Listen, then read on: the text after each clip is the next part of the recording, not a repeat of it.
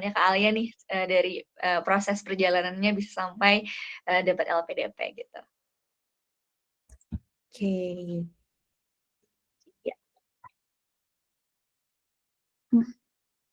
Mungkin bisa langsung di-share kali ya. Boleh boleh Kak, silahkan. Mau share screen ya? Oke. Oke. Oke, teman-teman semua, selamat malam. Semoga sehat selalu ya, teman-teman. Nah, kebetulan hari ini, karena sejujurnya, ini kemarin aku dapat tawaran dari Kak Afifah untuk menjelaskan sedikit lebih banyak tentang update LPDP tahun 2026, karena kan kemarin kan LPDP ngeposting tuh kayak apa, ada perubahan fokus mereka ke studi yang diberikan dan seperti itulah dan lain-lain. Nah, jadi ini teman-teman kalau misal ada yang mau bertanya, boleh ya nanti langsung ditanyakan aja di kolom komentar. Oke. Boleh next? Oke, jadi ini tadi udah dikenalkan ya. Jadi seperti yang tadi udah disebutkan sama Kak Rizka, sebenarnya aku itu pernah gagal di seleksi LPDP percobaan pertama gitu. Jadi waktu itu aku memang kenapa aku gagal, sebenarnya aku cukup sadar sama kesalahanku sih. Jadi waktu itu aku sadarnya itu karena di bagian di pas tes substansi di yang tes terakhir tuh kan, aku tuh kurang siap secara jawabanku. Jadi kayak jawabanku tuh apa ya, terlalu cari aman gitu. Jadi kayak si interviewernya itu kayak mungkin ragu kali ya sama jawabanku. Nah, sebenarnya alhamdulillah kemarin aku udah menyelesaikan studi dari NUS dan sekarang sudah bekerja lagi di EY gitu teman-teman. Boleh langsung di next. Oke, di sini ada yang sudah pernah mendaftar LPDP sebelumnya? Kalau semisal sudah, udah berapa kali mencoba? Boleh. Oh, ya boleh di chat kali ya. Ada Maria juga udah pernah mendaftar LPDP ya. Mungkin teman-teman yang udah pernah daftar LPDP bisa di-share kali ya, kayak seperti apa sih, kayak apa gagalnya di mana gitu. Boleh mungkin nyalain mic biar kita interaktif juga sih. Halo Kak. Halo, ya.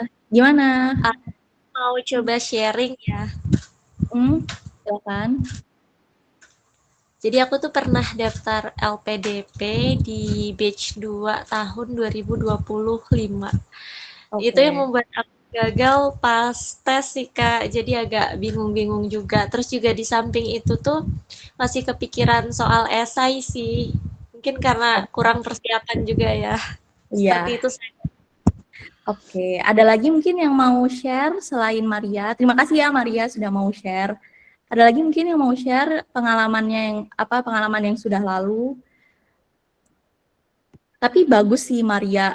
Maria tahu kesalahannya di mana, kurang persiapannya di mana, dan menurut aku titik balik seseorang itu kalau semisal dia mencoba LPDP terus gagal ya, hal pertama yang harus disadari itu kita harus sadar kayak kira-kira kita kurangnya di mana setelah wawancara itu. Sejujurnya dulu aku pas tes pertama kali itu aku udah langsung sadar sih kayaknya aku nggak akan dapet nih LPDP karena memang ternyata jawabanku itu kalau setelah aku pikir ulang, setelah pokoknya selesai interview, terus aku kayak memikirkan kembali jawaban yang sudah aku floorkan ke panelis, itu jadi kayak kayaknya seharusnya tadi aku jawabnya seperti ini sih, tapi kok aku jawabnya kayak gini. Mungkin juga sebenarnya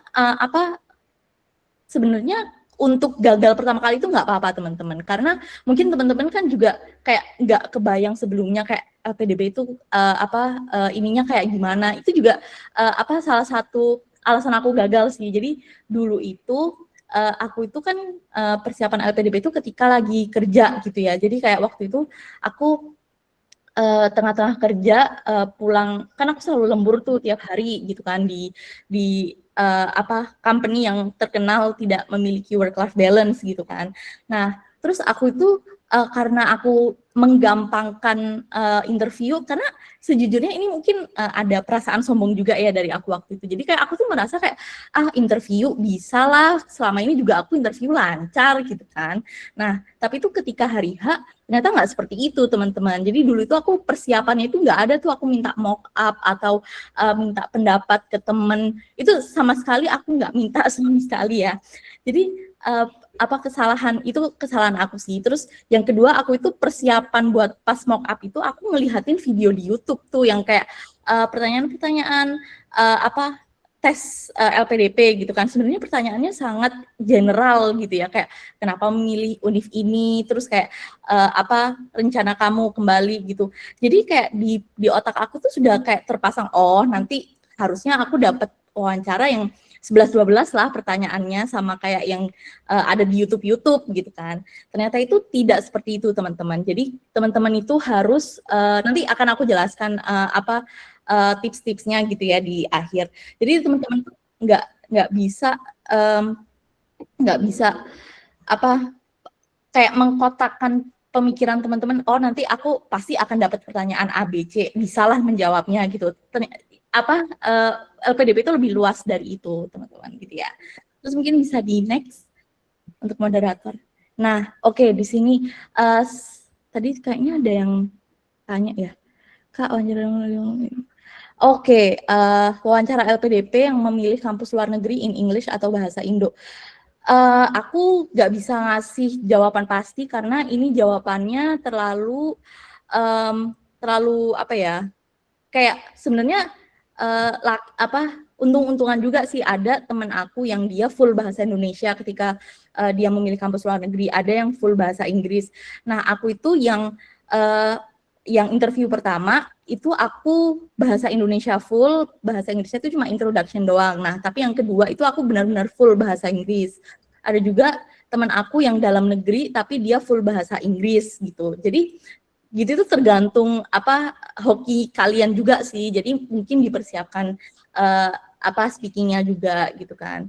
Nah, terus ini, jadi seperti ini aku jelasinnya in general aja ya. Nanti teman-teman kalau misalnya yang bertanya, tanya aja di kolom komentar. Nah, kalau ada yang mau motong boleh ngelempar di kolom komentar gitu. Nah, di sini ada skema beasiswa LPDP tahun 2026. Sebenarnya teman-teman secara funding, secara struktur esai itu tuh nggak ada bedanya gitu, LPDP tahun 2026 dan tahun-tahun sebelumnya gitu. Yang membedakan adalah tahun 2026 ini LPDP itu fokusnya ke ke teknis gitu kan. Jadi makanya 80% itu dia STEM dan STEM related gitu kan, minimal 80%. Nah, terus sisanya adalah non STEM atau share atau mungkin humaniora ya atau soshum gitu. Nah, dan menurut aku ini cukup sebenarnya to be honest, aku itu nggak yang 100% mendukung program STEM dan share-nya dikit banget gitu kan. Tapi tapi karena ini mandat Asta Cita, kalau teman-teman udah lihat postingan LPDP atau teman-teman pernah nge-search ya. Nah, itu memang dibutuhkan teknisi-teknisi untuk mempercepat atau expedite Indonesia Emas 2045 gitu. Nah, terus dan sebenarnya kalau dari sisi kayak afirmasi prasejahtera itu tetap masih ada semua, afirmasi disabilitas kayak gitu-gitu. Nah, cuman memang salah satu perbedaan yang kerasa menurut aku itu kampusnya nggak bisa seleluasa dulu gitu. Kalau semisal yang udah pernah daftar LPDP, sorry, suaranya putus-putus ya. Udah Masuk Kak, aman-aman. Oke.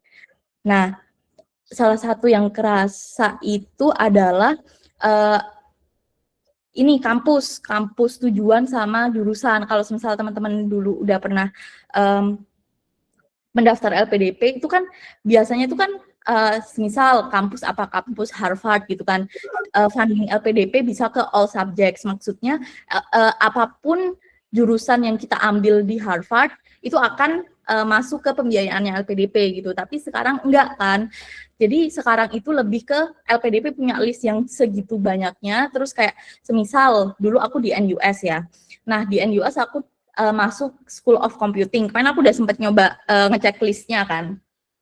Aku ngambil Digital Financial Technology yang menurut aku sebenarnya fintech itu lagi growing banget gitu kan di belahan dunia manapun gitu. Cuman ya nggak masuk ke nggak masuk ke list LPDP gitu. Jadi kayak list LPDP itu kayak kalau NUS School of Computing itu jurusannya ada AI kalau nggak salah, terus ada kayak master computing kayak gitu. Jadi kayak nggak seleluasa dulu. Nah, kalau semisal teman-teman jurusan yang diinginkan ada di luar list LPDP, ya mungkin teman-teman bisa appeal ke LPDP agar teman-teman bisa mendaftar LPDP untuk jurusan yang teman-teman inginkan. Nah, seperti itu sih. Nah, mungkin bisa di next lagi. Nah, ini sebenarnya mungkin untuk yang udah pernah daftar LPDP udah familiar lah ya sama ini. Nah, sebenarnya gampangnya kalau misal teman-teman udah punya unconditional letter of acceptance, itu teman-teman akan nge-skip tes bakat skolastik nih. Jadi teman-teman dari administrasi terus langsung nunggu ke tes substansi gitu. Jadi nunggunya tuh bisa hampir sebulan, bisa hampir 2 bulan, sebulan lebih lah gitu. Nah, cuman please take note kalau memiliki unconditional LOA tidak menjamin teman-teman lebih gampang mendapatkan LPDP gitu. Karena apa? Karena sebenarnya ketika di seleksi substansi, teman-teman itu jadi sama levelnya gitu loh sama teman-teman yang nggak punya LOE tapi sudah lolos ke tes bakat skolastik. Nah, kayak gitu. Jadi ini perlu aku lurusin sih, soalnya kayak banyak banget yang bilang ke aku, iya aku mau daftar LPDP tapi mau nyiapin LOA dulu soalnya katanya lebih mudah gitu, which is sebenarnya benar dia lebih mudah, cuman ya kita mudahnya karena nggak tes bakat skolastik aja gitu, tetap di hasil akhir itu kita semua akan sama gitu. Terus notes yang kedua dari aku adalah tolong cek ulang administrasi kalian untuk seleksi administrasi, karena ini kejadian di teman aku banget nih, teman deket. Beliau ini pinter banget lah istilahnya gitu. Nah, tapi dia nggak lulus seleksi administrasi, Ketika aku tanya, kok bisa nggak lulus, kayak kan aku kayak setengah nggak percaya gitu kan. Nah, ternyata kata dia, iya aku salah ngisi, harusnya pokoknya yang PNS itu orang tuanya, tapi dia menuliskan dirinya yang PNS. Nah, di situ aku kurang tahu verifikasinya gimana, pokoknya dia digagalkan gitu sama pihak LPDP itu sih. Jadi cross check lagi, jangan sampai karena masalah sepele teman-teman gagal untuk mendaftar di periode ini. Karena kalau semisal teman-teman gagal ya berarti harus nunggu 6 bulan lagi kan pas periode berikutnya buka gitu. Nah, udah mungkin bisa di next. Oke. Ya, dari Siti Wahyu aku udah baca komen kamu sih. Iya, karena betul ya, sebenarnya bukan Soshum dianaktirikan, cuman kebutuhannya Indonesia sekarang memang lebih membutuhkan banyak lulusan STEM gitu. Nah, terus ini mungkin ini aku ngambil dari postingan LPDP sih. Nah, mungkin teman-teman juga udah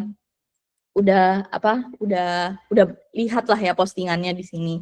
Nah, di sini tuh kalau teman-teman lihat fokus utama LPDP itu ada di 8 bidang ini nih, di 8 ada kalau nggak salah energi, pertahanan, terus pangan, maritim, terus apa lagi tuh? Ada digitalisasi ya. Nah, digitalisasi ini di sini dia fokusnya ke AI sih. Kalau misal teman-teman yang mau ngambil AI ya mungkin bisa, kalau nggak salah tuh Indonesia itu Komdigi deh, under Komdigi itu udah ngeluarin kayak white paper kayak apa kebutuhan AI Indonesia gitu. Jadi udah kayak master plan-nya Komdigi juga. Jadi itu memang yang di speed up itu talent-talent dari AI gitu. Nah, terus di sini mungkin awalnya aku skeptis sih ya, karena kan ada pangan gitu kan. Soalnya sekarang kan zamannya MBG itu kan. Nah, terus aku kayak mikir kayak kenapa sih kayak masalah MBG aja sampai Soshum sampai LPDP itu harus kayak memfokuskan diri ke arah situ gitu. Ternyata kalau semisal teman-teman cari alasan di baliknya si Indonesia ini kalau semisal, jadi kemarin tuh ada kalau nggak salah tuh riset oleh sama BRIN kalau nggak salah. Nah, itu tuh menyatakan based on Global Food Security Index per tahun 2022. Ini tahun 2022 ya, kayaknya dia surveinya per 4 tahun atau per 5 tahun, aku kurang paham juga. Nah, itu Indonesia menempati peringkat 63 dari 113 negara gitu. Jadi termasuk termasuk rendah gitu kan. Nah, terus juga Indonesia itu punya skor ketahanan pangan tuh 60/100. Sebenarnya itu ada di moderat sih, cuman yang bikin fokus pemerintah saat ini itu kayak ketersediaan pangan. Kalau teman-teman pernah dengar kayak garam, kenapa sih Indonesia itu kan negara maritim, negara yang memiliki wilayah laut yang luas gitu kan. Tapi kenapa kok harus impor garam? Atau kalau teman-teman juga pernah dengar pernah ada berita tentang impor beras dari Thailand kalau nggak salah. Nah, padahal kan Indonesia sebesar ini, tapi kenapa kayak kebutuhan pangannya itu malah nggak cukup, malah harus bergantung ke impor gitu kan. Nah, itu sih sebenarnya yang menjadi salah satu fokus pemerintah gitu. Nah, terus tapi pemerintah juga tapi pihak LPDP juga nggak menutup harus saintek doang ya, harus STEM doang gitu. Jadi teman-teman kalau semisal memang memiliki latar belakang kayak hukum atau bisnis atau bawahnya industri kreatif gitu kan. Nah, itu sebenarnya teman-teman tetap bisa banget menyambungkan di esai ke tujuan Indonesia gitu. Nah, karena apa? Karena sebenarnya semua teknologi, semua talent teknis percuma aja kayak kita punya banyak teknisi ya. Cuman kalau semisal tidak ada kayak regulasi yang benar juga buat apa gitu. Jadi sebenarnya semuanya seimbang gitu. Nah, terus kalau ini di sini program Astacita mungkin teman-teman bisa baca sendiri lah ya, itu kayak programnya presiden kita saat ini.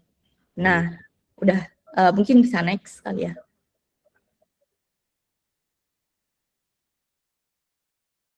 Nah, terus kita mulai masuk ke ini SHLPDP tahun ini gitu kan. Nah, kemarin aku juga dikasih tahu SHLPDP tahun ini kan nge-split jadi 2 bagian gitu ya kan. Kalau dulu cukup satu bagian yang menggabungkan semuanya gitu. Nah, tahun 2026 ini mereka nge-split jadi personal statement sama isian esai ya kalau nggak salah itu. Nah, sebenarnya kenapa mereka nge-split? Karena sejujurnya banyak sekali applicants LPDP yang mereka itu jadi dulu karena cuma satu kotak aja, satu bagian aja, jadi mereka itu terlalu fokus ke ke personal statement aja tanpa membahas lebih dalam isian esai mereka gitu. Jadi kayak terkesannya itu kayak sangat personal gitu, atau mungkin kebalikannya gitu. Nah, di sini kalau misal merefer ke buku panduan ya, buku panduan kan menyebutkan bahwa menulis personal statement mencerminkan kesadaran diri, proses pembelajaran serta kesiapan pendaftar untuk melanjutkan studi. Nah, kemarin juga aku dapat pertanyaan gimana sih cara ngebaginya gitu, cara kayak menentukan kalau misal kita mau bahas ini taruhnya di personal statement atau di isian esai gitu kan. Nah, sebenarnya teman-teman harus memikirkan dulu sih kayak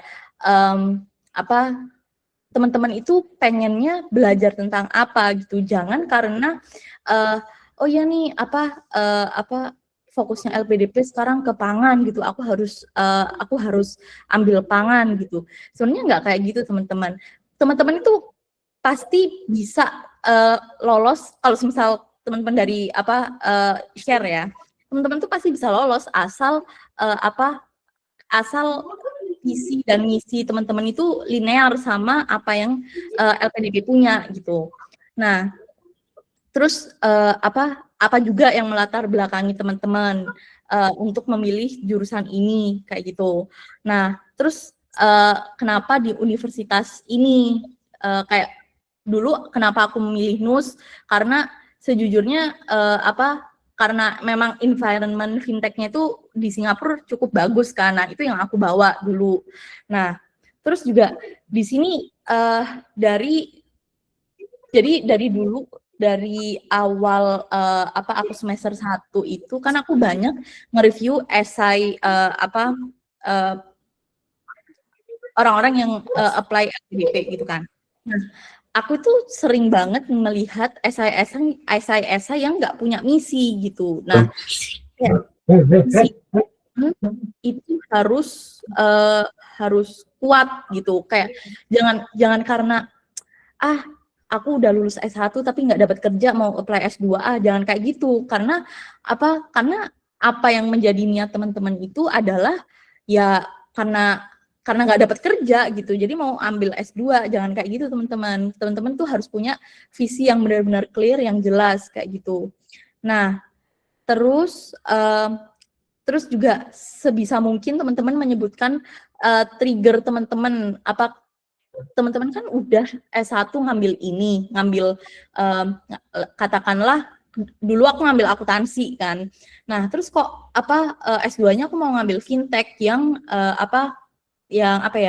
computing banget gitu. Nah, sebenarnya itu kan kayak ibaratnya kayak banting setir kan. Nah, aku harus menuliskan kayak aku harus menuliskan di esai kayak apa sih yang menjadi triggerku kenapa aku mau ambil S2 fintech kayak gitu. Nah terus di isian esai itu maksudnya di isian esai itu kayaknya kalau nggak salah kontribusi segala macam gitu kan. Nah, itu nanti didetailkan tuh karena teman-teman di bagian personal statement udah punya visi yang kuat, di bagian selanjutnya teman-teman bisa menjelaskan tuh kayak misi dari teman-teman itu seperti apa nantinya. Nah, kayak gitu. Mungkin bisa di next dulu. Nah, terus ini isian esai. Nah, kalau berdasarkan buku panduan, isian esai ini kan menuliskan komitmen kembali ke Indonesia, rencana pasca studi, rencana kontribusi di Indonesia, disertai bentuk pengabdian di industri tertentu sesuai dengan program tujuan. Nah, kalau semisal teman-teman udah pernah bikin esai LPDP yang kayak cuma satu bagian. Nah, ini tips sebenarnya ini aku belum bisa bilang ini pengalamanku ya, karena pengalaman kan dulu kan cuma satu essay aja. Nah, tapi menurutku kalau semisal aku ada di posisi teman-teman yang mendaftar LPDP di 2026 dan berdasarkan buku panduan itu mereka nge-splitnya kayak gini. Jadi di bagian sebelumnya di personal statement teman-teman cerita tuh semuanya tentang background teman-teman secara singkat, terus kenapa mau yang melatar belakangi teman-teman ngambil itu isu yang ada di Indonesia seperti apa, terus pokoknya gap yang ada di Indonesia seperti apa, taruh juga data-datanya segala macam. Nah, baru di bagian yang kedua ini teman-teman menuliskan kayak oke, setelah studi selesai balik ke Indonesia rencananya dalam 5 tahun pertama teman-teman ingin seperti apa, terus 5 tahun kedua seperti apa. Jadi kalau dulu sebenarnya menurut aku dulu kayak satu bagian itu yang isinya cuma 2000 kata sebenarnya kurang sih kalau aku pribadi dulu aku kurang gitu 2000 kata karena jadinya aku tidak menjelaskan secara rinci keinginanku tuh seperti apa sih ntar pas mau kontribusi gitu kan. Nah, terus keep in mind juga kalau semisal kontribusinya itu sebenarnya salah satu yang bukan salah satu, LPDP itu mencari kontribusi yang nggak apa-apa kecil kontribusinya tapi sustain gitu. Jadi nggak apa-apa nih teman-teman kontribusinya cuma kayak ya segelintir orang kayak kalau semisal teman-teman kontribusinya di pertanian gitu ya semisal.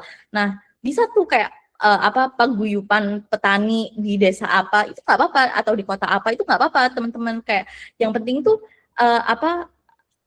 itu realistis gitu untuk dilakukan. Jadi kebanyakan tuh juga orang-orang tuh nulisnya kayak ya aku nanti kontribusinya mau pokoknya ngomongnya tinggi banget lah. Nah itu tuh kayak unlikely gitu loh. Jadi kayak pihak LPDP juga mikir gitu ini tuh sebenarnya mereka dia ini ngomong doang atau emang ya. Jadi kayak kan sebenarnya kalau teman-teman tahu dari 3 pewawancara itu salah satunya itu psikolog, mungkin teman-teman udah tahu ya. Nah 2 lagi ini praktisi atau dosen gitu. Nah karena mereka praktisi atau dosen which is kan mereka ahli di bidangnya gitulah ya. Nah jadi mereka itu tahu nih apa yang kalau misal teman-teman tulis itu ini possible nih untuk dilakukan di masa depan, berarti ya udah gitu mereka akan men-challenge kalian gitu, atau ya si praktisi itu dan mereka itu pasti menyamarkan nama mereka ketika wawancara, jadi nggak pakai nama asli gitu, jadi nggak bisa di-trace. Nah terus juga untuk bikin rencana kontribusi di Indonesia ini pikirkan juga dampaknya untuk Indonesia Emas 2045. Karena apa? Karena LPDP ini adalah salah satu misi dari Indonesia Emas 2045. Kalau semisal teman-teman tahu visi, salah satunya adalah tentang sumber daya manusia. Nah, realisasinya pemerintah adalah dengan bikin LPDP ini. Jadi menyekolahkan kayak talent-talent Indonesia biar menjadi sumber daya manusia yang berkualitas. Nah, terus ini sih tadi kan aku juga udah bilang solusi menengah jangka pendek, gimana sih? Solusi jangka pendek, menengah, panjang gitu. Sebenarnya mungkin beberapa orang tuh pernah nanya ke aku kayak, tapi kan masa pengabdian Indonesia, masa pengabdian LPDP itu cuma 2N tahun gitu kan, atau dulu pas aku awal-awal tuh 2N+1 gitu. Nah, ya nggak apa-apa gitu teman-teman, tapi at least salah satu alasan kenapa harus teman-teman punya jangka pendek, menengah, panjang itu biar jadi pihak LPDP itu bisa melihat teman-teman, oh anak ini emang punya apa ya, emang terstruktur gitu. Jadi kayak punya rencana gitu. Dia tahu akan seperti apa. Karena sebenarnya kita semua tahu gitu bahwa semisal kita menulis, oh aku 5 tahun lagi katakanlah pengen jadi komisaris di sebuah perusahaan gitu. Tapi kan itu kan emang rencana kita gitu. Cuman kan kita nggak tahu 5 tahun ke depan itu kita akan berhasil apa enggak. Tapi at least kan kita udah punya, oh oke, 5 tahun ke depan aku pengen jadi komisaris. Jadi nanti selama 5 tahun ini langkah-langkah aku untuk mencapainya adalah A, B, C, D gitu. Cuman kan setelah kita melakukan itu semua, belum tentu aku jadi komisaris gitu. Tapi kan at least aku tuh punya cara pandang ke depan gitu. Nah, itu yang dicari sama LPDP gitu. Nah, mungkin bisa next. Nah, terus ini banyak banget yang nanya ke aku cara bikin esai yang benar gitu. Nah, sebenarnya teman-teman ini aku nggak dapat dari mana-mana. Jadi ini adalah rumus dari aku sendiri, karena dulu pas aku gagal di yang pertama, aku kan refleksi diri tuh kayak apa ya yang kurang gitu, kayaknya emang aku harus melihat ulang esaiku segala macam. Jadi terus kayak aku menerapkan materi pas kita SD. Jadi kan pas SD kan diajarin 5W1H tuh. Nah, aku menerapkan itu di esaiku gitu. Nah, kenapa? Karena sebenarnya kalau misal teman-teman di esai itu sudah ada 5W1H, ya pasti esainya itu udah sangat clear, jelas segala macam gitu. Nah, ini kita langsung ke contohnya aja ya. Jadi semisal di sini aku pengen ambil financial technology gitu kan. Nah, aku harus find the gap nih 5W1H-nya gitu. Nah, terus di sini aku menemukan what-nya. What-nya itu kalau teman-teman pernah dengar sering kasus bunuh diri karena pinjol gitu kan. Nah, terus ini nih aku udah nemu nih, oke, berarti isunya pinjol, karena pinjol itu kan salah satu produk fintech kan. Nah, terus kenapa nih kita harus tanya why, kenapa kok banyak kasus bunuh diri karena pinjol gitu. Ternyata setelah aku riset segala macam, indeks literasi keuangan itu sekian persen, 65%, terus indeks inklusi keuangan itu sekitar 75%. Jadi ada gap 10% nih. Nah, gap 10% itu cukup besar ya teman-teman ya. Nah, jadi karena ada gap yang 10% ini, jadi orang-orang itu mungkin kayak cuma tahu cara minjem doang di pinjol, tapi mereka nggak tahu nih kayak kalau pinjol itu harus harus balikin duit segala macam. Nah, kayak gitu. Nah, terus kita juga cari siapanya gitu. Nah, siapanya itu kalau semisal kasus bunuh diri ini banyak menyerang orang-orang dengan ekonomi menyerang ekonomi dengan pendidikan rendah dan pekerja informal kayak gitu. Atau kalau ya pekerja informal mungkin kayak bisa jadi orang yang kerjanya serabutan atau yang istilahnya nggak kayak kerja yang kartap kayak gitu kan. Nah, terus di sini ada when and where. Nah, di situ kalau nggak salah tuh mana sih?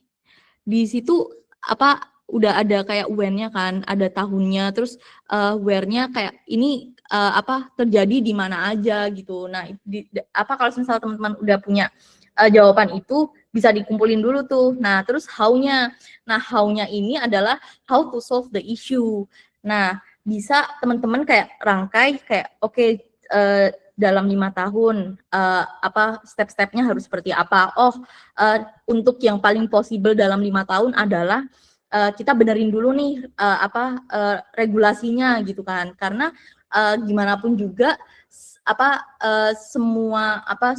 karena ini fintech ya, produk fintech, karena semuanya itu tersentuh oleh OJK. Jadi kayak OJK yang harus mengkaji ulang regulasinya gitu. Nah, terus dulu aku itu setelah aku udah menemukan semuanya, aku baru tuh nyari universitas yang yang oke gitu. Nah kebetulan NUS gitu, dan NUS itu sejujurnya adalah universitas impianku dulu banget gitu kan. Nah terus udah tuh aku udah punya semuanya, semua data, baru aku kayak mulai menulis gitu. Nah udah selesai. Kalau misal teman-teman udah punya semuanya, esainya itu pasti jelas gitu, pasti nggak ada tuh kayak kalau misal kita minta proofread ke orang lain, ya orang lain tuh nggak akan mempertanyakan, oh ini kurang nih, kayak ini terlalu general, ini terlalu ngambang, kayak kurang dalam gitu. Kalau misal teman-teman itu udah gather semua datanya, ya pasti oke banget gitu esainya gitu. Nah terus boleh next. Nah, terus ini sebenarnya aku singkat aja ya, ini kesalahan umum dalam menulis esai LPDP. Nah, ini berdasarkan pengalaman pribadi aku. Jadi aku nge-review kayak sekitar ada kali 30-an esai gitu ya selama ini. Nah, itu pertama introduction itu terlalu panjang atau bertele-tele. Jadi kayak menceritakan tentang diri sendiri terlalu panjang gitu. Padahal ya aku nggak bilang kita nggak perlu memperkenalkan diri di esai, karena aku memperkenalkan diri kayak 2 paragraf atau 1 paragraf gitu, aku lupa. Nah, kenapa nggak usah panjang-panjang? Karena di halaman-halaman sebelumnya teman-teman kan disuruh kayak ngisi data kayak nama, terus kayak kerja di mana, terus kayak penghasilan juga, alamat segala macam. Jadi kayak kayak SD, SMP, SMA di mana. Jadi kayak nggak perlu diulang lagi gitu di esai. Nah, terus yang kedua itu nggak punya visi dan misi yang jelas gitu, karena itu tadi kayak LPDP itu melihat visi dan misi teman-teman. Nah terus isu yang diangkat tidak urgent. Nah ini nih kayak mungkin kalau semisal teman-teman mungkin for some reason punya kayak aku lulusan jurusan ini nih, kayaknya susah deh dapat LPDP. Jangan pernah mikir kayak gitu, karena yang aku temuin awardee LPDP itu dari semua jurusan teman-teman, nggak cuma kayak jurusan ini lagi rame nih tahun ini, jadi kayak pasti yang dilolosin banyak dari situ, kayak semuanya tuh punya porsi masing-masing. Sorry. Bentar. Nah, terus dan kalau semisal teman-teman mungkin merasa kayak jurusanku kayaknya kayak kurang important gitu kan. Nah, teman-teman harus bisa nyari nih isu apa yang lagi hot di Indonesia, yang mengarah ke jurusan teman-teman gitu. Karena menurut aku kalau melihat Indonesia sekarang ya, semua lini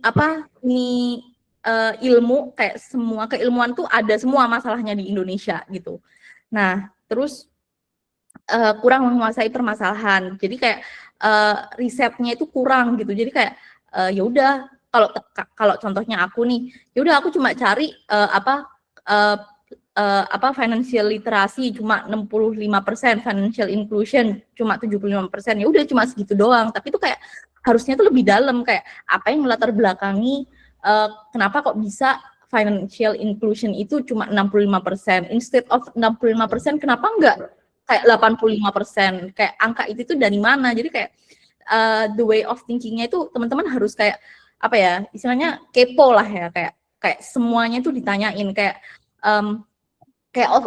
teman-teman harus kayak overthinking lah kalau semisal riset kayak gitu, kayak ini kalau semisal aku udah ngumpulin data ini, kejawab nggak ya, kayak kira-kira orang lain akan mempertanyakan hal lain nggak ya, kayak teman-teman harus mikir kayak gitu. Nah terus yang kelima, kontribusinya juga nggak rinci, terus juga tidak mencantumkan bukti atau data. Nah ini itu nggak data doang ya teman-teman. Jadi kayak mungkin teman-teman kalau semisal memang keilmuannya itu tidak berbasis data, bisa juga berbasis mungkin news atau berita, atau mungkin jurnal kayak gitu. Karena kan kalau jurnal tuh ilmiah ya, jadi walaupun nggak ada datanya, nggak kuantitatif tapi kan bisa kualitatif gitu kan. Nah Terus udah pernah aku sebutkan kontribusinya itu terlihat impossible untuk direalisasikan. Nah, mungkin bisa next.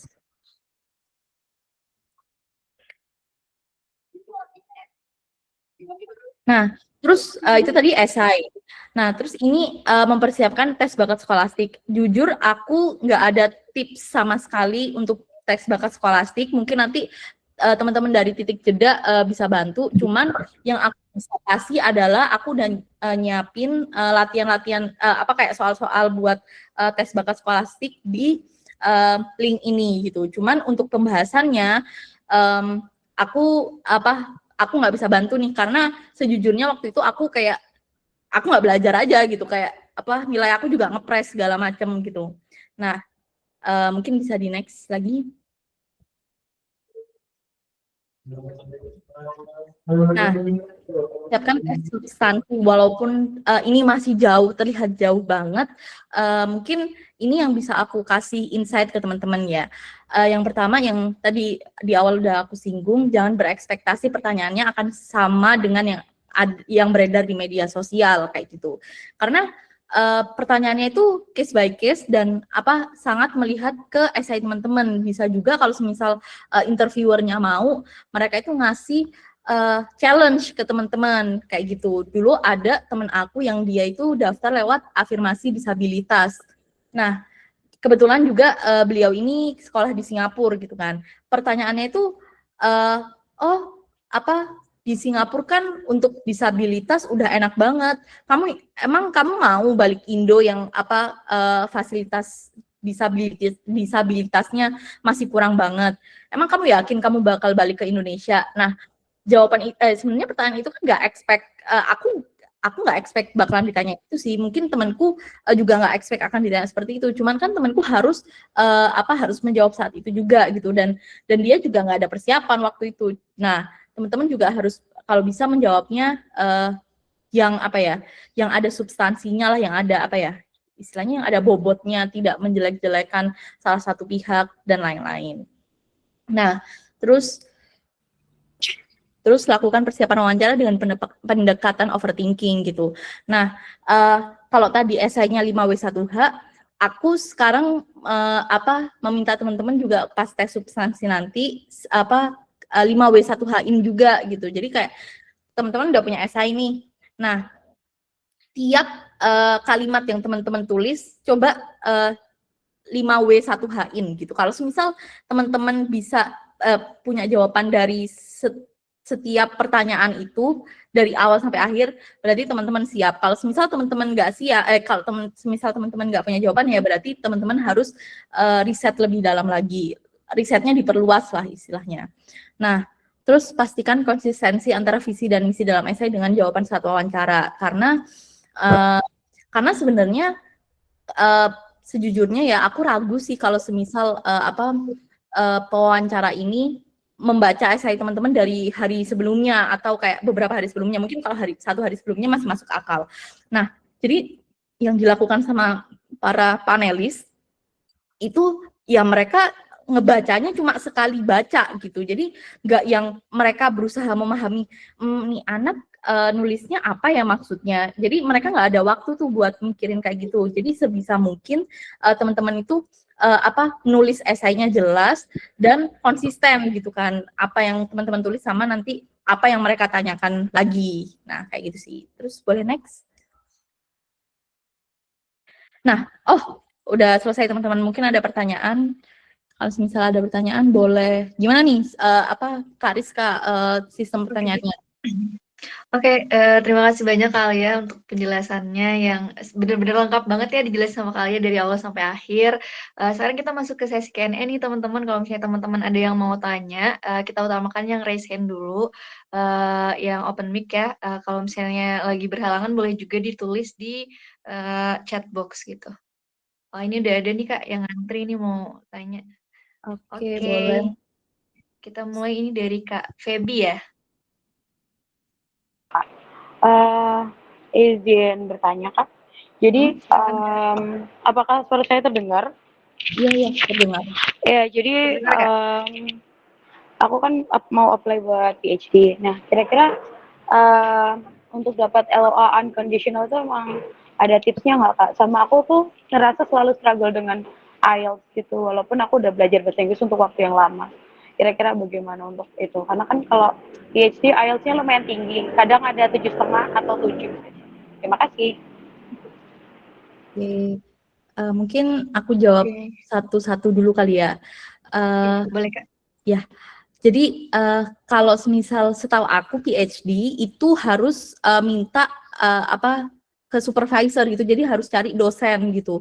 Nah, apakah dosen itu mau mengangkat kita sebagai istilahnya researcher-nya kayak gitu, Kak. Nah, mungkin bisa mulai nge-reach out profesor-profesornya gitu. Nah, itu sih kalau misal tips dari aku. Dan untuk IELTS, boleh aku tahu struggle-nya di mana? Mungkin ketika aku kan coba take kelas British Council gitu. Nah, hasilku tuh pasti yang jelek tuh seringnya kayak di bagian listening atau writing gitu.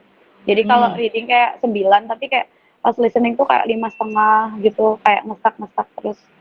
Dan aku ngerasa kan kalau British Council dia lumayan akurat dengan the real test gitu. Jadi aku agak takut nih gitu kalau misalkan nggak ada significant improvement gitu. Oke.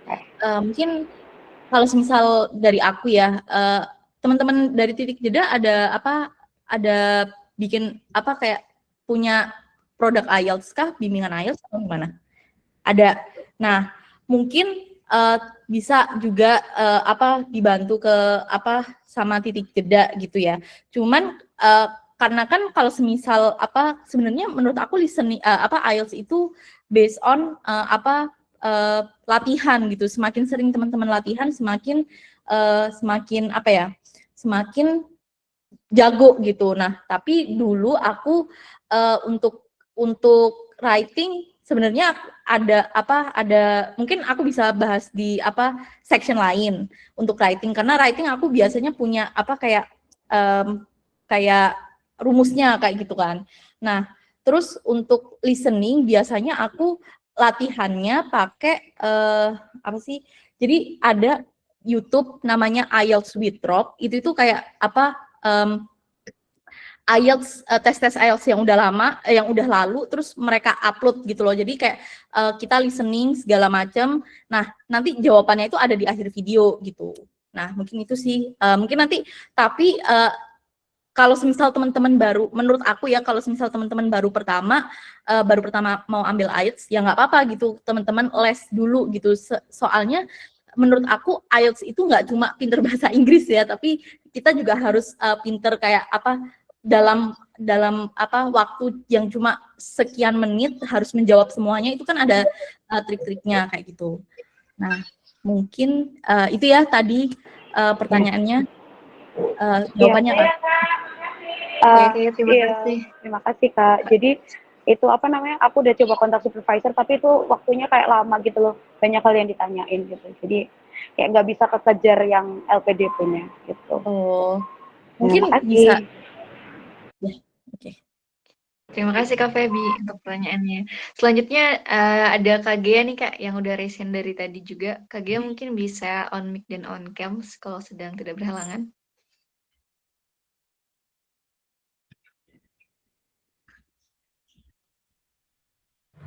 Oke. Halo Kak Gea. Mohon maaf lagi tidak kondusif Kak. Jadi Oke, Kak, silakan. maaf belum bisa on cam. Izin Kak. Jadi kan dia sebutin tuh Kakak itu tanpa yang di awal Kakak udah ikut LPDP Kak Alia itu kan tanpa mungkin kayak proofread dan lain-lain ya Kak. Terus kemudian mengalami kegagalan. Nah, untuk yang kedua itu Kakak gimana tipsnya supaya tidak mengulang kesalahan Kakak itu selain di proofread gitu, karena jujur Kak, ini aku ikut seleksi yang Sifning juga, terus aku juga disaranin sama konsultan pendidikan kayak coba LPDP juga aja karena rezeki nggak ada yang tahu gitu, jadi ikut dua-duanya, tapi kalau misalnya nanti dapat dua-duanya alhamdulillah, kalau salah satu ya udah emang berarti rezekinya kayak gitu. Nah, kalau aku kemarin waktu Sifning ngerjain essay-nya tuh cukup lebih dari 20 kali revisi, Jadi kayak proofread dan lain sebagainya tuh kayak lumayan yang apa ya, aku udah belajar dari tahun 2024 tapi 2025 aku tetap revisi gitu banyak dan memang menulis tuh kan nggak mudah ya Kak. Gimana-gimana jadi kayak butuh yang waktu dan lain sebagainya itu aku 2 bulan benar-benar fokus dan beberapa revisi. Nah terus aku mau tips dari Kakak kalau untuk LPDP itu seperti apa karena notabene ini memang ada beberapa hal yang memang diperbarui dan aku pribadi juga baru juga untuk mengikuti LPDP. Selain tips itu terus kesalahan apa yang menurut Kakak jangan sampai diulang di kita gitu. Baik. Asia. Oke, I get it, I get the question. Untuk yang pertama mungkin kalau semisal caranya, sejujurnya aku nggak ada cara spesial sih karena aku waktu dinyatakan gagal, aku kayaknya refleksi kayak 3 hari itu benar-benar mikir gitu kayak apa sih yang salah gitu. Mungkin kayak menurut aku substansinya juga oke gitu, terus kayak apalagi gitu yang salah gitu. Toh juga sebenarnya gini teman-teman, teman-teman harus bisa inget teman-teman itu ditanyain pas tes substansi itu ini kalau misal teman-teman udah pernah gagal ya, teman-teman harus bisa inget kayak pas tes substansi teman-teman ditanyain apa aja gitu. Nah kalau misal teman-teman inget semua pertanyaan yang ditanyakan terus teman-teman gagal, berangkat dari pertanyaan-pertanyaan itu. Kayak teman-teman harus mengkaji ulang kayak pertanyaan-pertanyaan yang ditanyain apa ya, kok bisa aku gagal. Nah dari situ teman-teman bisa lihat ulang nih kayak esainya kayak oh tadi pertanyaannya tentang kayak katakanlah data yang cara biar data itu maksudnya data confidential itu dulu kalau caseku data confidential ya, cara biar data confidential itu nggak gampang di break sama orang, nggak gampang di hack lah istilahnya gitu kan. Nah tapi itu pertanyaan dari ini nih dari pewawancara waktu itu. Nah terus aku baca lagi nih esaiku, oh aku nggak ada nulis itu, berarti mungkin emang esaiku kurang mencakup hal-hal yang ditanyakan. Nah dari situ sih siapa tadi? Gimana sih? Nah kayak gitu sih. Tadi terus pertanyaannya apa lagi ya? Itu sudah cukup menjawab belum ya? Sorry lupa. Oke Kak, terus sama mungkin kesalahan yang Kakak lakukan yang supaya kita nggak ulang lagi dan tentunya buat kita yang masih baru gitu karena penyesuaian juga Kak dengan skema yang baru LPDP tahun ini. Ya. Kesalahannya dulu sebenarnya aku berkali-kali bilang ke semua orang sih yang daftar LPDP. Kalau misal bikin esai, kalau bisa kumpulin semua data, jangan cuma kayaknya aku cuma mau bahas tentang pinjol sih, kayaknya ya udah cari data tentang pinjol, nggak usah kayak punya pikiran kayak gitu. Jadi kayak semuanya teman-teman harus tahu gitu. Nah urusan nanti apa yang akan ditulis di esai, kalau misal memang kan kalau di esai kan kita memang harus fokus ke apa yang mau kita bawa gitu kan. Nah cuman secara nggak langsung kayak informasi-informasi yang tadi teman-teman cari yang maksudnya yang kalau aku selain pinjol itu akan akan ngasih insight ke teman-teman gitu. Nah kayak gitu sih. Terus kayak banyakin baca berita terkini karena karena kadang itu ini berdasarkan yang aku review ya. Kadang mereka ada beberapa case yang dia ini kayak nge-stuck ke pas COVID gitu, kayak kasusnya itu pas COVID, padahal kan sekarang udah 2000 berapa katakanlah tahun lalu 2025 gitu, itu udah cukup lama dari COVID gitu. Seharusnya korelasikan dengan data terkini, bukan data terkini sih, kayak berita terkini kayak gitu. Itu sih. Jadi semuanya teman-teman harus baca, intinya jangan malas baca lah. Kan kita mau S2, S3 ya, pokoknya jangan malas baca. kayak gitu. Oke, terima kasih banyak kali untuk penjelasannya Kak Gea.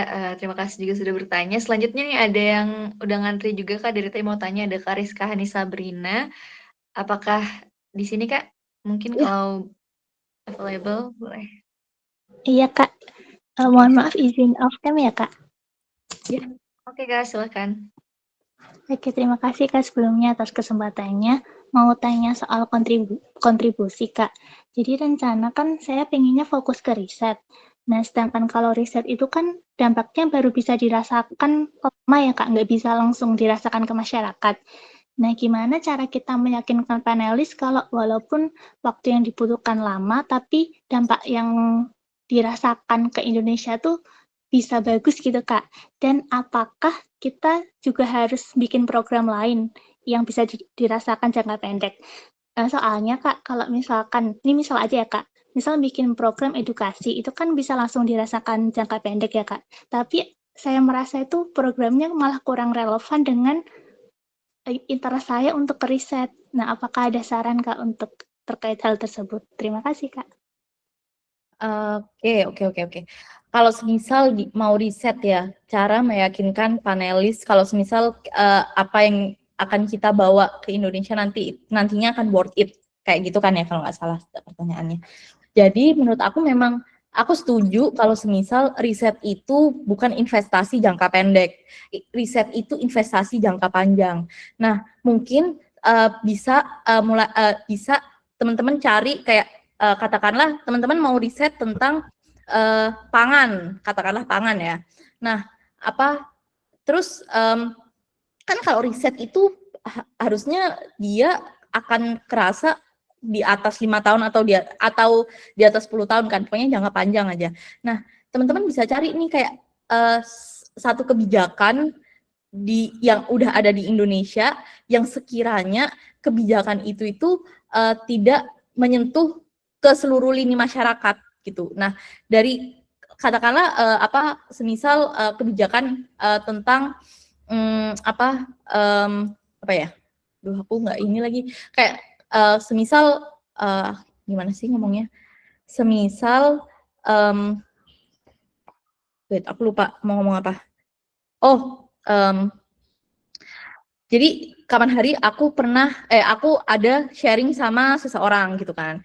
Nah, beliau bilang sebenarnya itu kan karena beliau turun di lapangan langsung, jadi beliau ini tahu apa yang kurang di lapangan, padahal regulasi yang diberikan sama pemerintah itu sebenarnya sudah istilahnya sudah bisa mensejahterakan mereka gitu, maksudnya si petani-petani ini gitu. Nah, tapi petani-petani ini belum sejahtera gitulah istilahnya. Nah, dari situ teman-teman bisa cari nih kayak katakanlah Indonesia sudah bikin regulasi A, tapi kan teman-teman juga punya sosmed segala macam, punya akses ke semua hal lah. Coba cari kayak isu yang bertentangan dengan regulasi itu gitu, kayak ya itu tadi kayak katakanlah petani gitu kan. Nah, dari situ teman-teman bisa menarik garis nih kayak oh, sebenarnya regulasi ini tuh bisa udah oke, cuman kurang menyentuh semua lini masyarakat gitu. Jadi teman-teman bisa kayak mulai nanti saya mau risetnya itu tentang yang bisa menggapai ke semua lini masyarakat, kayak kalau bisa tuh kayak pendekatannya itu jangan cuma yang in general gitu. Kalau bisa itu sampai ke grassroots-nya kayak gitu sih mungkin kalau dari aku. Sudah cukup menjawab belum ya? Atau mungkin teman-teman lain ada yang mau share di kolom komentar, boleh juga ya. Oke. Sudah cukup jelas Kak, terima kasih Kak. Oke, terima kasih Kak Rizka sudah bertanya. Di selanjutnya yang resen ada dari Kak Apit MS nih Kak. Namanya cukup susah ya. Halo Kak, bisa on mic dan on cam kah? Oke, ini dia. Silakan Kak. Suaranya belum kebuka tuh kayaknya. Masih ke-mute. Oh ya. Nah. Ya, terima kasih Kak untuk kesempatannya. saya ada beberapa pertanyaan. Yang pertama itu kalau kita mendapatkan LOE terlebih dahulu, saya mau tanya terkait itu kan ada beberapa kampus yang untuk mendaftar itu kan ada biaya pendaftaran gitu Kak. Itu kalau semisal dapat LPDP nanti itu bakal di reimburse atau tidak ya? Terus yang kedua adalah soal tentang ISAI. Itu kan rencananya saya akan mengambil tentang sport management gitu. Itu dan rencananya karena saya kan pengennya di UK itu kan studinya kurang lebih 1 tahun, terus eh, 1 tahun berikutnya itu rencananya pengen magang di sana gitu. Nah itu kalau sistemnya seperti itu nanti buat kontribusinya ke Indonesia itu kan sempat tertunda ya karena sempat magang di sana selama 1 tahun. Itu kalau seperti itu apakah ada perpanjangan durasi untuk kontribusi ke Indonesia kah? Kurang lebih seperti itu. Kak. Oke. Oke, 2 aja pertanyaannya? Iya, 2 aja. Oke, aku jawab yang pertama, LOE biaya pendaftaran reimburse atau enggak? Iya, reimburse, semuanya di reimburse kok, tenang aja, nggak usah khawatir duit kalian nggak balik. Mungkin yang nggak balik cuma IELTS doang, duit IELTS.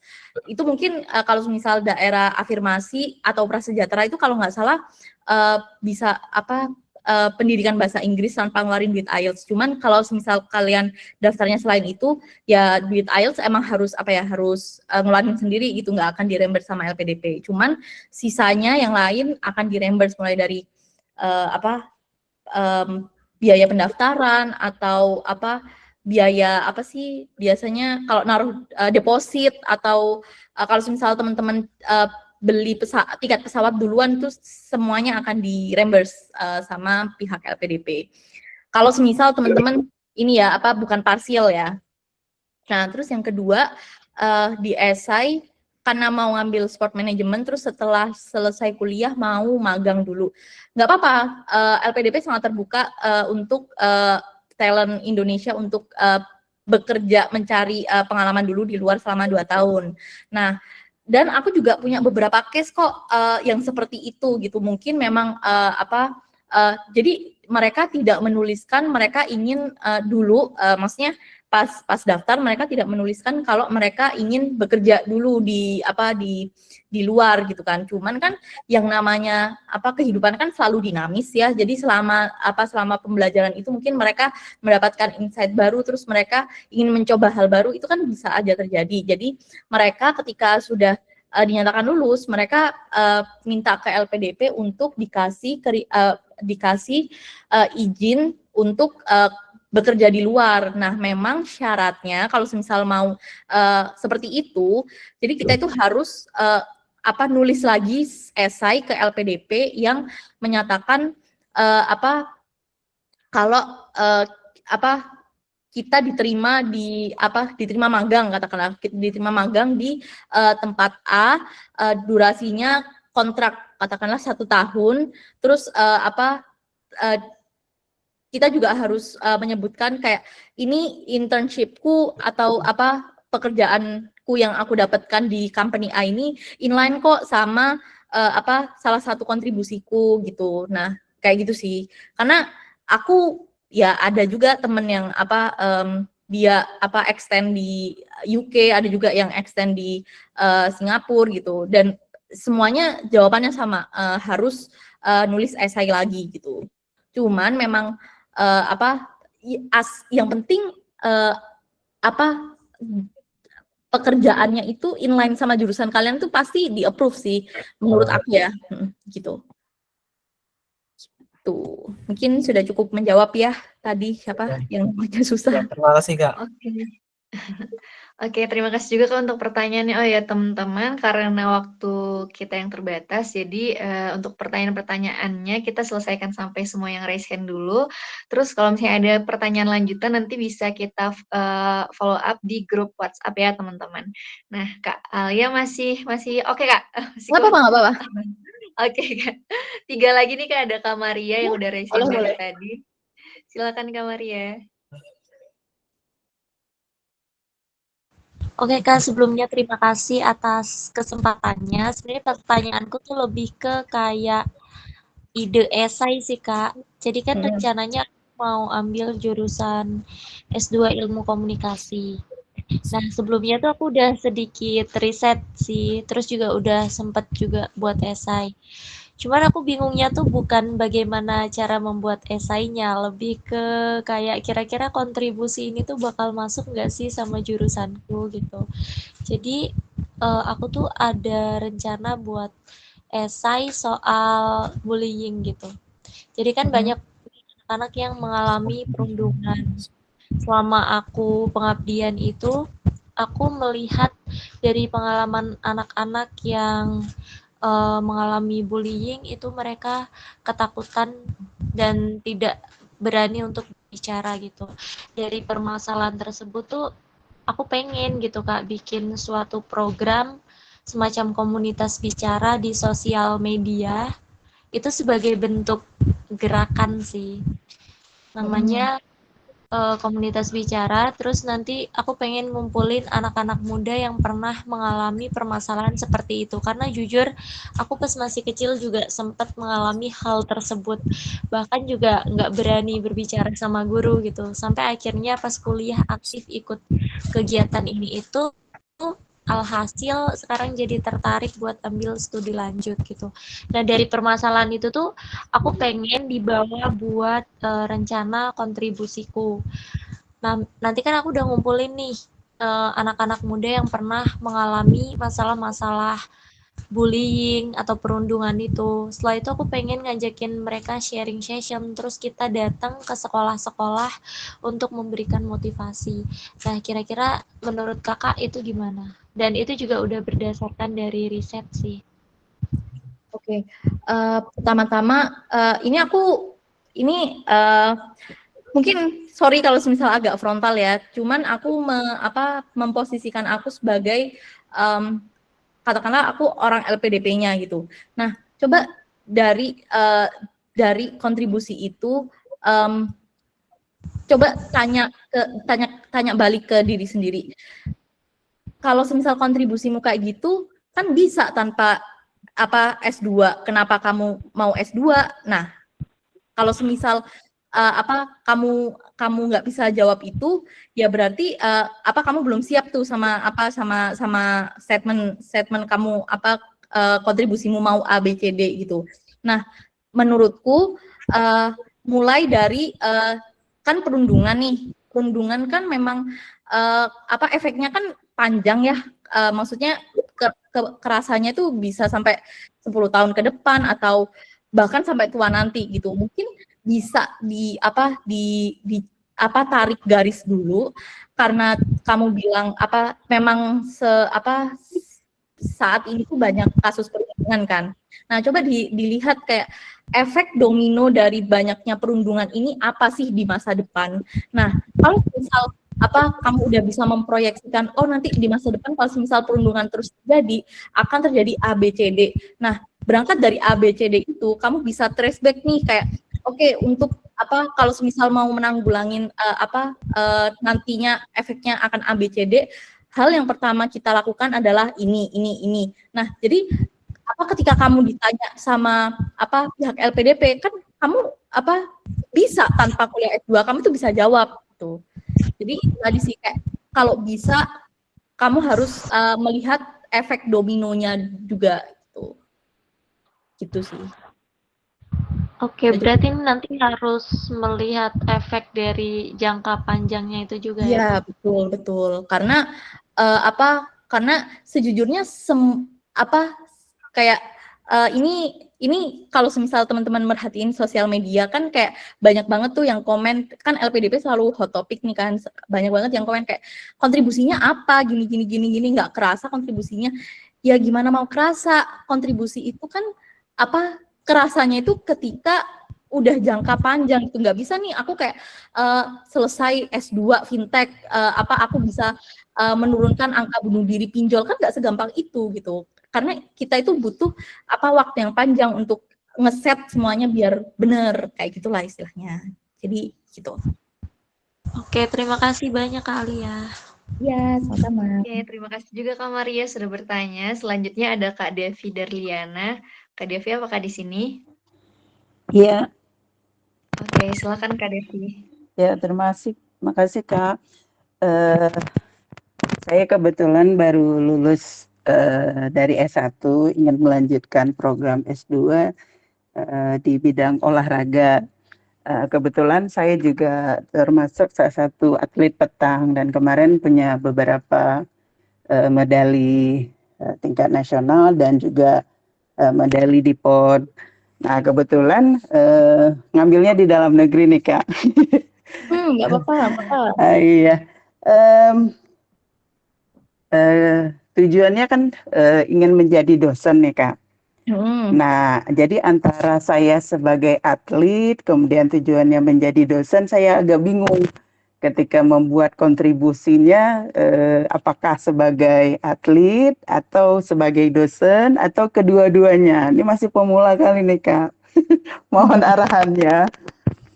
Oke, pertama-tama congrats Kak Devi sudah lulus S1 dan membanggakan sekali loh punya prestasi nasional. Intinya aku aja nggak punya prestasi nasional, kayak bangga banget sih. Kebetulan adik aku juga jurusan olahraga nih. Oke, untuk sebenarnya tanya ke diri Kak Devi dulu. Kak Devi lebih nyaman sharing ilmu even ke teman atau menjadi atlet gitu. Nah, kalau misal Kak Devi adalah tipe orang yang nyaman untuk sharing sesuatu, berarti Kak Devi bisa nih jadi dosen gitu. Karena dosen kan karena kan dosen itu kayak kita memberikan ilmu kan. Nah, kayak gitu sih. Jadi hal pertama yang aku suggest ke Kak Devi adalah tanya ke diri dulu sendiri, apakah Kak Devi lebih nyaman menjadi atlet atau nyaman juga untuk sharing gitu ke orang lain. Maksudnya sharing ke siapapun sih sebenarnya. Nah, terus kalau misal ternyata Kak Devi sudah nyaman ke sharing ke orang lain, ya nggak apa-apa kalau semisal kontribusinya jadi dosen gitu. Dan emang kenapa kalau semisal jadi atlet juga emang harus milih satu, kenapa nggak dua-duanya? Kan dosen itu nggak melulu kayak full time dosen atau yang kayak kita S3 terus jadi S3 udah pasti jadi dosen, itu nggak kayak gitu teman-teman. Jadi banyak sekali dosen yang juga datang dari praktisi gitu. Apalagi kalau misal Kak Devi atlet nih kan. Nah, itu bisa tuh dihitung dari praktisi gitu. Tapi ya memang mungkin kalau misal Kak Devi mau sampai S3 ya nggak apa-apa banget gitu kan. Karena toh apa salahnya mencari ilmu gitu kan. Nah, itu sih Kak Devi kalau misal dari aku. Iya, makasih Kak. Apakah Kalau kita lihat untuk menjadi dosen biasanya kan lebih ke tridharma perguruan tinggi ya, mulai dari pendidikan, kemudian penelitian, dan pengabdian masyarakat. Berarti kontribusinya ke arah 3 itu ya Kak ya? Kalau bisa iya, karena karena perguruan tinggi Indonesia kan udah saklek ya, istilahnya kalau bahasa Indonesianya itu udah kayak konkret si tridharma perguruan tinggi itu. Jadi kalau bisa Kak Devi expand misi Kak Devi dalam mencapai tridharma perguruan tinggi itu ya makin bagus lagi. Karena di 2026 ini teman-teman isian esainya menurut aku lebih konkret, lebih bagus. Kayak gitu. Oke, terima kasih Kak. Oke, terima kasih Kak Devi untuk pertanyaannya juga. Terakhir nih Kak Alia, ada satu penanya lagi yang udah ngantri dari tadi, ada Kak Lucy Miftahuzanah. Kak Lucy, apakah di sini? Iya, halo Kak, suara aku terdengar? Iya, terdengar, silakan Kak. Sebelumnya terima kasih untuk kesempatannya. Aku izin bertanya Kak, kalau misalnya kita S2-nya itu sedikit berbeda dari jurusan S1 kita, apakah kemungkinan untuk diterimanya ada atau emang sebenarnya lebih bagus tuh yang satu dari S1 sampai S2-nya tuh sama gitu. Oke, Gitu saja. pertanyaannya satu aja? Iya. Oke, aku jawab. Sebenarnya ini kalau aku boleh tanya, Kak Lucy udah bekerja kah atau masih kuliah atau gimana? Aku lulus tahun 2025, terus sekarang tuh sedang bekerja. Cuma dari jurusanku yang awal sama pekerjaanku saat ini tuh berbeda. Terus aku tuh kayak mulai nyaman dengan posisi kerjaku sekarang, terus ingin mengembangkan dari pekerjaanku ini gitu. Kayak dulu aku jurusannya S1-nya pendidikan kimia, terus sekarang tuh aku bekerja sebagai terapis pendidikan inklusi, anak inklusi. Itu tuh yang jadi bimbang aku, apakah aku akan melanjutkan satu linear dengan jurusan S1-ku atau lebih mengembangkan di dunia inklusi gitu, Kak. Oke, I get it. Sebenarnya, to be honest, jurusan S2 aku tidak linear dengan jurusan S1 dan itu menjadi pertanyaan ketika tes substansi LPDP. Nah, sebenarnya menurut aku stepnya udah bagus Kak Lucy. Jadi kalau semisal S1-nya jurusan lain, terus S2-nya ini kan istilahnya berbeda arah kan ya. Nah, terus kerjaannya ini kan beda arah, terus mau S2 yang sesuai dengan pekerjaan, gitu kan ya kalau nggak salah. Nah, menurut aku tuh udah bagus banget stepnya. Jadi kayak nggak apa-apa teman-teman kalau semisal teman-teman udah pernah udah bekerja terus mau belajar lagi tapi berbeda dengan S1-nya, karena aku juga dulu seperti itu. Aku dulu akuntansi, terus pekerjaanku IT audit, terus S2-nya aku ambil fintech yang masih IT juga sih. Nah, karena kalau teman-teman perhatiin ya LPDP 2026 ini kan mereka lebih ke praktisi gitu. Jadi nggak apa-apa kalau semisal memang S2 kalian sama kayak pekerjaan kalian gitu, toh juga kalian ingin memperdalam fundamental membuat esai tempat yang kalian kerjakan kayak gitu. Jadi nggak apa-apa, mungkin akan jadi pertanyaan aja sih ketika tes substansi di LPDP di National University of Singapore dari UNDI. Oke. Terima kasih ya Kak Nur Alfa.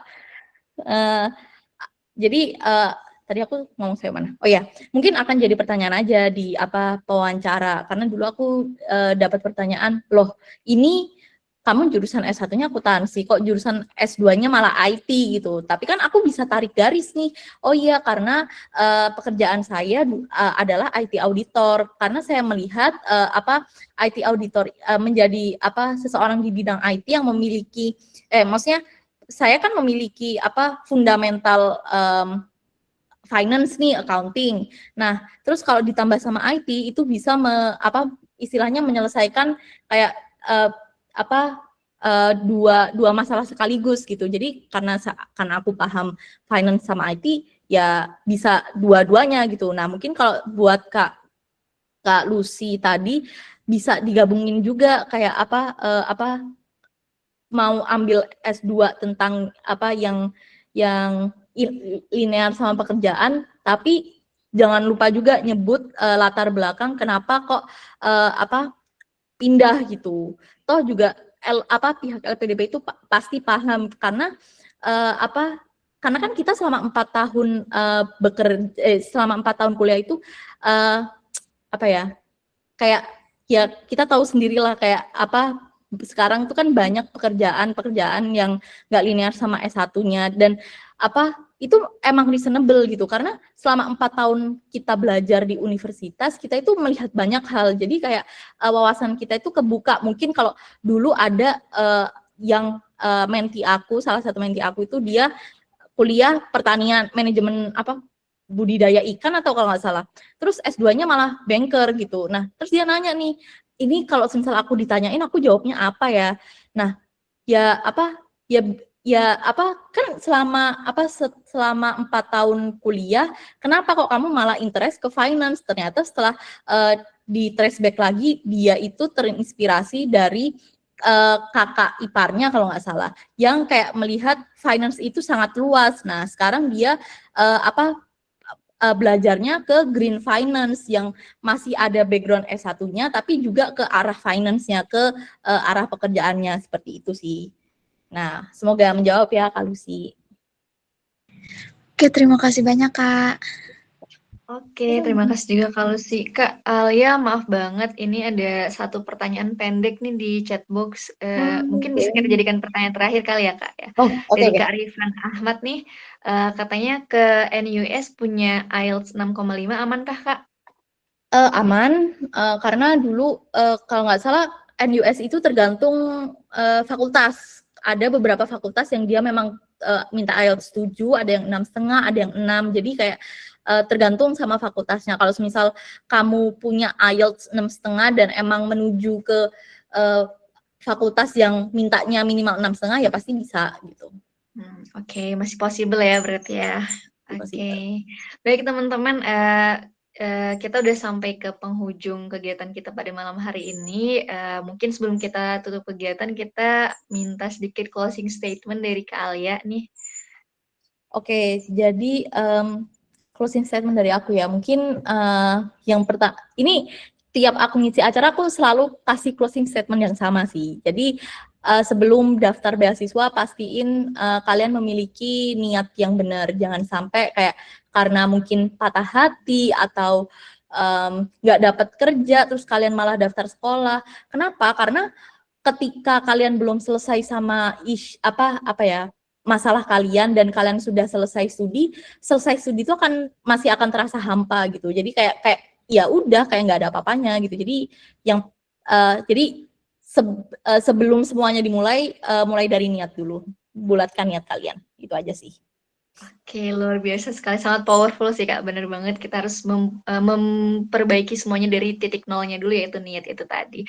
Oke, terima kasih banyak untuk Kak Alia yang sudah berbagi banyak banget insight menarik dan menjawab banyak pertanyaan-pertanyaan kita di sini. Terima kasih sudah meluangkan waktunya dan terima kasih sudah berbagi banyak hal Kak Alia. Untuk teman-teman semuanya juga terima kasih sudah meluangkan waktu untuk berpartisipasi di kegiatan kita pada malam hari ini juga. Untuk pertanyaan-pertanyaan lebih lanjut yang belum terjawab, bisa nanti kita follow up kembali di grup WhatsApp. Oh ya, mengingatkan lagi juga untuk teman-teman,